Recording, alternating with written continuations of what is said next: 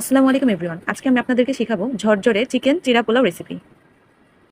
প্রথমে চিরাগুলোকে পানি দিয়ে 3 থেকে 4 বার ভালোভাবে ধুয়ে পরিষ্কার করে পানি ঝরিয়ে নিব।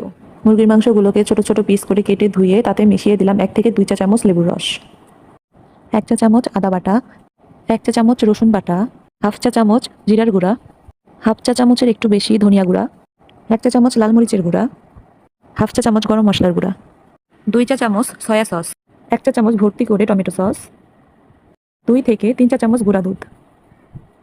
তারপরে লবণ দিয়ে সব উপকরণগুলোকে ভালোভাবে মিশিয়ে নিব। গরম তেলের মধ্যে লবণ, মরিচ, পেঁয়াজ কুচি, তেজপাতা, দারুচিনি, এলাচ দিয়ে ভালোভাবে মিশিয়ে ব্রাউন কালার হওয়া অবধি অপেক্ষা করব। তারপরে মেরিনেট করা মাংসগুলো দিয়ে ভালোভাবে মিশিয়ে নিব।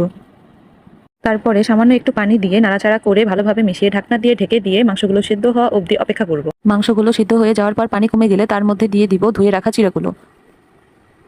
তারপরে সব উপকরণগুলোকে নাড়াচাড়া করে ভালোভাবে মিশিয়ে নিব। উপকরণগুলো ভালোভাবে মেশানো হয়ে গেলে তাতে দিয়ে দিব 2 প্যাকেট ম্যাগি রাঁধুনি মশলা। এতে খাবারের টেস্ট দ্বিগুণ বেড়ে যাবে। তারপরে লো আঁচে ঢাকনা দিয়ে ঢেকে দিয়ে 10 মিনিট রান্না করব। রেডি হয়ে গেল আমাদের সুস্বাদু চিকেন চিরা পোলাও রেসিপি।